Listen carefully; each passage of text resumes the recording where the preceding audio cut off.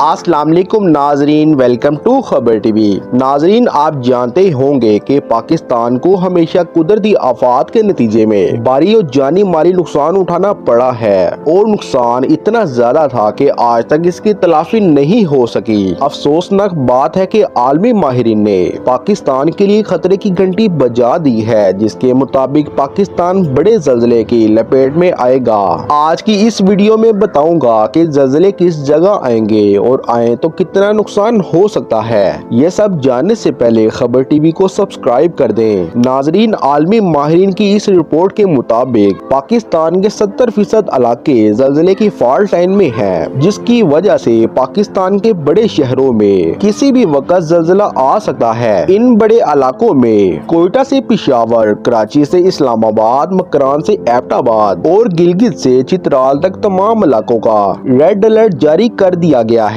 ज़ल्ज़ले के लिहाज से पाकिस्तान दुनिया का 5वां हसास तरीन मुल्क बन गया है। यहाँ तक कि इस्लामाबाद, रावलपिंडी, जेहलम और चकवाल जैसे शहर जोन 3 में शामिल हैं। नाजरीन, ये बात वाज़िया रहे, जिन इलाकों को खतरनाक करार दिया गया है वहाँ 2005 के ज़ल्ज़ले के बाद आए रोज ज़ल्ज़ले के झटके महसूस किए जाते हैं। नाजरीन, बाबा वांगा ने पेशगोई की है कि 2023 वो साल होगा जब पूरी दुनिया में ज़ल्ज़ले आएंगे।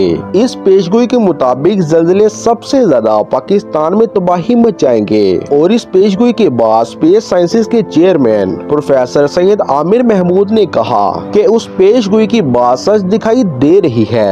इस तरह इर्जाती माहिरीन के मुताबिक पाकिस्तान के बड़े शहर गुजरावाला और रावलपिंडी में मुमकिन ज़ल्ज़ले का खतरा बढ़ता जा रहा है, जिसके खिलाफ हुकाम की तैयारी नाकाफी है। इन माहिरीन का कहना है कि सवाल ये नहीं है कि इन शहरों में ज़ल्ज़ला आएगा या नहीं, बल्कि सवाल तो ये है कि ज़ल्ज़ला कब आएगा।